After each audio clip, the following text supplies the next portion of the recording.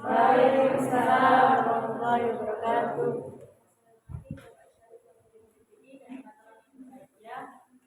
Kami sini akan mempresentasikan makalah kami yang berjudul Lembaga-lembaga Pendidikan Islam Sebelum Masa Penjajahan. Langsung saja yang pertama tentang Lembaga Pendidikan Islam Sebelum Kemerdekaan yang akan dijelaskan oleh Putri. Yang pertama, Lembaga Pendidikan Islam Sebelum Kemerdekaan. Pada masa itu, Islam masuk ke Indonesia itu pada abad 7 Masehi dan berkembang pesat sejak abad 8 Masehi dengan munculnya kerajaan Islam. Maka pendidikan Islam itu mengalami perkembangan seiring dengan dinamika perkembangan Islam. Ada beberapa lembaga pendidikan Islam awal muncul di Indonesia. Yang pertama yaitu Masjid Al-Azhar. Saya mohon yang dipresentasikan itu halaman 6 sampai pada halaman 8 saja ya. Yaitu sistem pendidikan Islam pada masa kolonial Belanda. Tolong disimak ya. Halo. Ya.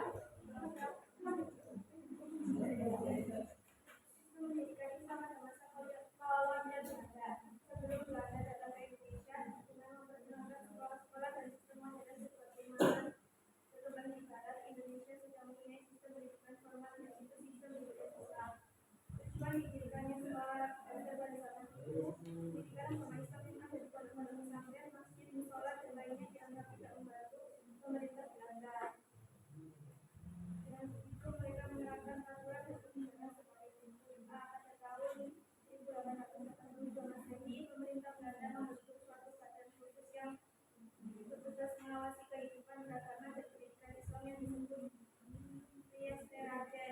Kemudian pada tahun 1945 Masehi, pemerintah Belanda mengeluarkan peraturan yang lebih tegas lagi terhadap pendidikan Islam, yaitu bahwa tidak semua orang yang boleh memberikan pengajaran. Pada tahun 1992 Masehi keluar pula peraturan yang memberatkan menutup madrasah dan sekolah yang tidak memberikan izin untuk memberikan pengajaran atau memberikan pelajaran yang tidak disukai oleh pemerintah Belanda yang disebut zonasi sekolah liar. Pada masa kolonial Belanda, pendidikan Islam disebut juga dengan penjara karena yang memasuki pendidikan Islam sebenarnya orang yang hidup di Indonesia. Pendidikan Islam pada masa penjajahan Belanda ada tiga macam, yaitu sistem pendidikan kerajaan Hindu Islam, sistem pendidikan surau atau langgar, sistem pendidikan pesantren.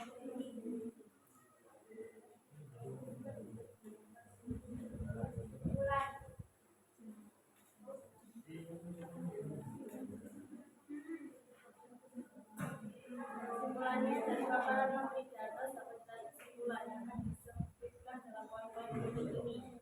Yang pertama, lembaga pendidikan Islam sebelum kemerdekaan yaitu lembaga pendidikan Islam pada abad 7 dan 8 Masehi.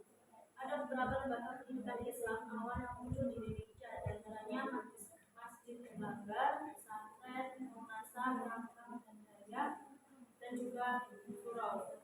Kedua, kurikulum serta materi pendidikan Islam saat masuknya Islam di Indonesia hingga sebelum kemerdekaan saat sangat dipengaruhi oleh situasi sosial dan politik saat itu, hingga melibatkan sistem kurikulum dan materi pendidikan pun bervariasi sesuai dengan konteks zamannya. Yang terakhir yaitu sistem pendidikan Islam pada masa kolonial Belanda ada tiga macam, yaitu sistem pendidikan peralihan Islam, sistem pendidikan surau atau langgar, dan sistem pendidikan pesantren.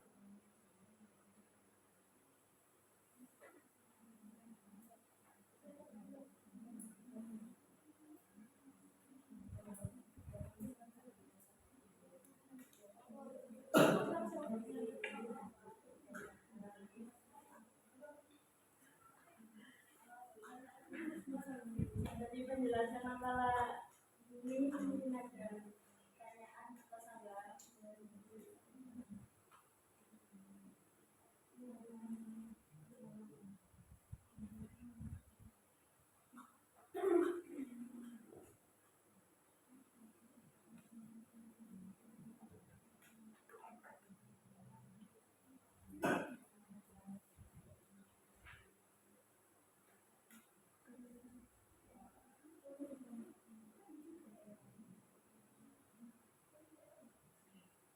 Baiklah, saya berikan kata pengantar sebelumnya sambil sampai membaca ya.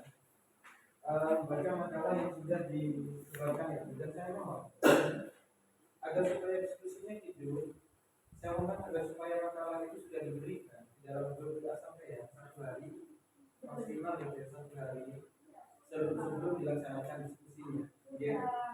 Dan saya mohon agar sampai menyimak, mempelajari, kemudian membuat catatan-catatan penting atas makalah yang telah dibuat oleh teman-teman.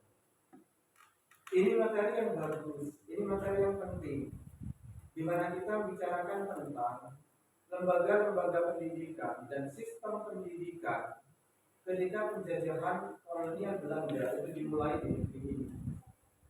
Seperti pembicaraan kita kemarin, sebelum Belanda datang, di Indonesia itu sendiri sudah banyak lembaga pendidikan, baik itu lembaga pendidikan Hindu maupun lembaga pendidikan Islam. Yang patut dicatat bahwa sebelum kedatangan Belanda, lembaga-lembaga pendidikan yang hidup di Nusantara adalah lembaga-lembaga pendidikan yang rata-rata berbasis agama. Hampir semuanya berbasis agama dan mengajarkan ilmu-ilmu agama. Belanda kemudian datang semula dengan ucapan bahwa mereka itu ingin mengadakan hubungan dagang. Tetapi pada kenyataannya lambat laun Belanda mulai memonopoli akses-akses perdagangan itu. Dideweni perdagangan itu oleh Belanda itu sendiri. Nah, rasa tidak puas, rasa tak suka kemudian muncul di kalangan masyarakat oleh karena perbuatan Belanda memonopoli akses-akses ekonomi itu.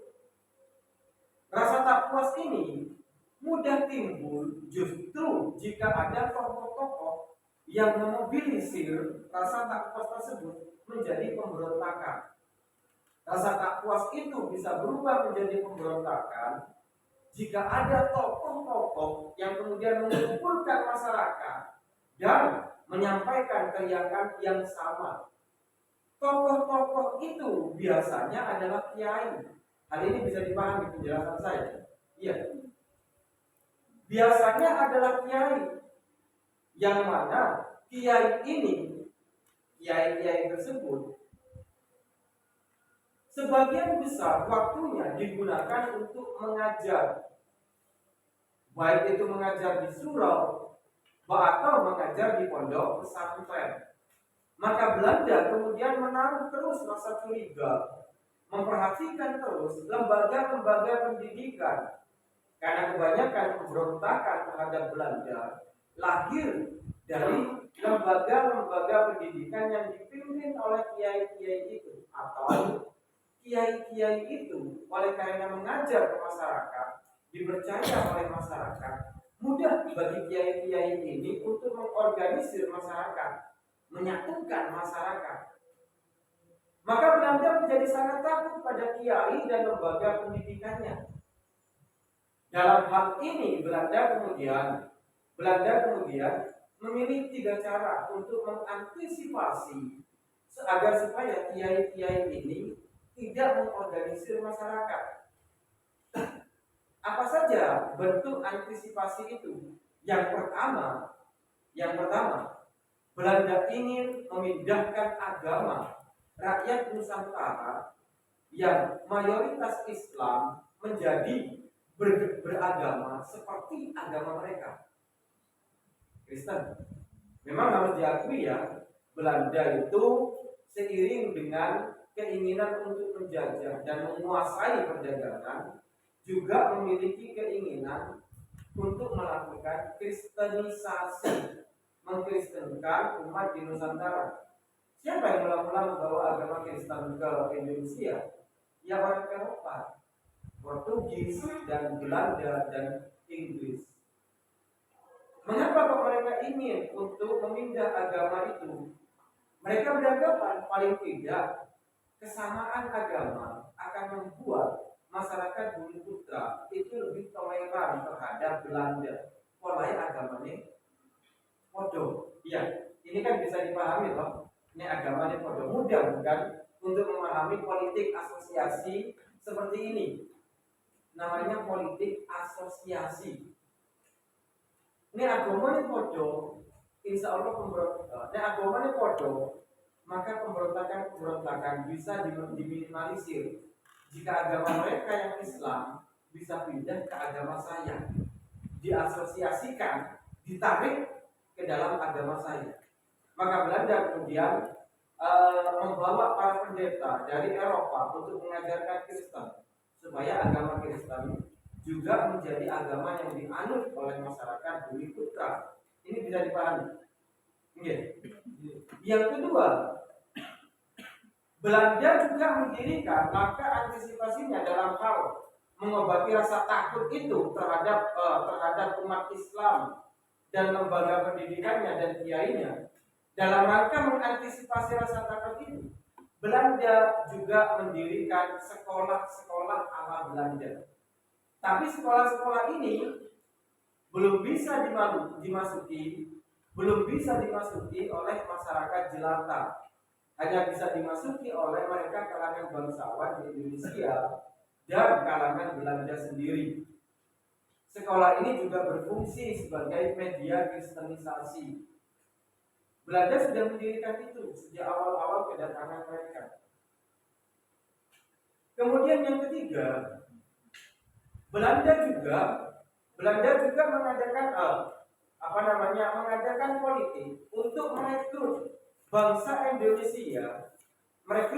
Indonesia yang bisa bicara dengan bahasa Belanda, mengerti huruf Latin sebagai pegawai-pegawainya.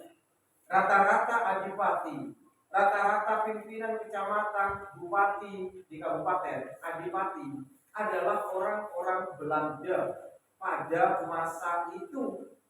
Apa manfaatnya adipati ini? Agar adipati ini bisa menyampaikan kepada orang-orang di sekelilingnya, masyarakat Bumi Putra, agar bisa menyampaikan kepada orang-orang Indonesia tentang hukum-hukum yang dibuat oleh Belanda dan peraturan-peraturan yang dibuat oleh Belanda. Nah, 3 langkah ini oleh Belanda dijadikan sebagai langkah antisipasi untuk mencegah pemberontakan sekaligus memperkokoh kedudukan mereka di Nusantara. Ini sebelum politik etis ya. Seharusnya di dalam makalah ini saya berharap diterangkan juga tentang lembaga-lembaga pendidikan yang didirikan oleh Belanda sebelum masa politik etis, yaitu sebelum tahun 1905. Sahabat-sahabat sekalian, di masa-masa awal itu Belanda membuat sekian banyak kebijakan yang membatasi pelaksanaan pendidikan oleh masyarakat Bumi Putra yang rata-rata itu beragama Islam. Apa saja kebijakan pendidikan itu? Di antaranya yang paling terkenal, Belanda memberlakukan peraturan ordonansi guru. Di zaman Belanda Sawan, engkau tidak bisa dengan mudah itu menjadi guru yang mengajar, karena Belanda sangat takut pada aktivitas pendidikan. Untuk bisa mengajar, engkau harus melapor kepada pegawai-pegawai pemerintah Belanda tentang apa yang engkau ajarkan. Jadi engkau mengajar 1 minggu, engkau lapor ke Belanda. Engkau sudah mengajarkan apa? Belanda paling takut jika ustadz beragama Islam, bahkan kiai-kiainya mengajar itu suruh lapor. Apa yang diajarkan? Dari sini kita bisa melihat bagaimana takutnya pemerintah Belanda bahwasanya para tokoh-tokoh Islam ini yang terdiri dari para ustadz, para kiai mengajarkan tentang politik yang bisa membuat orang-orang Indonesia memberontak terhadap Belanda. Peraturan ini disebut sebagai peraturan ordonansi guru. Salah satu materi Mula S nanti dalam video yang akan sampai bikin, kalau mengingatkan saya ulang, ya, peraturan-peraturan pemerintah kolonial Belanda terhadap praktek pendidikan Islam di Nusantara. Apa saja peraturan-peraturan itu? Setelah peraturan ordonansi buruh ini, Belanda kemudian mengeluarkan peraturan lagi tentang pendirian sekolah. Belanda bahkan menuding. Ini Amin kemana? Tadi saya mengajar sambil menggunakan mana?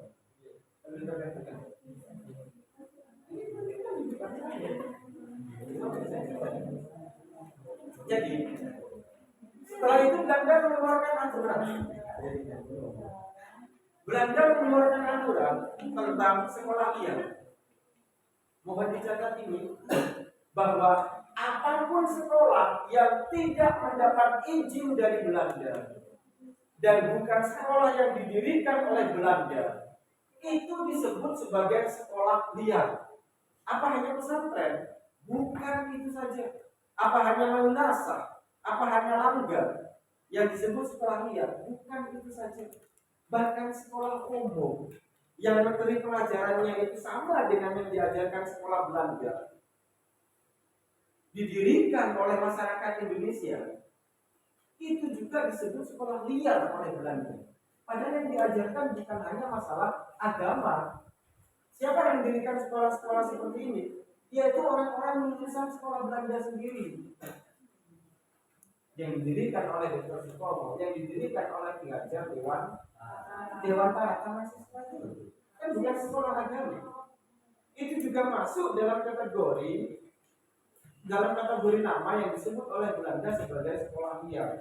Di masa itu, setiap pendirian lembaga pendidikan harus mendapatkan izin yang ketat dari Belanda. Selain aturan bahwa guru-gurunya juga harus melapor kepada perwakilan pemerintah Belanda. Kowe ngajari pirang dino. Alat-alatnya diselidiki semua oleh Belanda. Nah, sahabat-sahabat sekalian, ini perbincangan yang menarik untuk mengetahui sejarah pendidikan kita. Dan yang terpenting adalah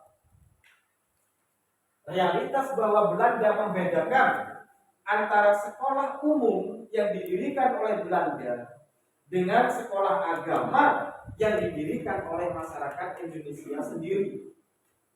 Dan kebijakan Belanda ini sampai hari ini masih tetap diawetkan dalam tradisi pendidikan kita, bahwasanya sekolah umum itu ada di bawah naungan Kemendikbud, sedangkan sekolah-sekolah agama ada di bawah naungan Kementerian Agama. Ini warisan Belanda, bahwasanya di Indonesia ada dua payung untuk lembaga pendidikan.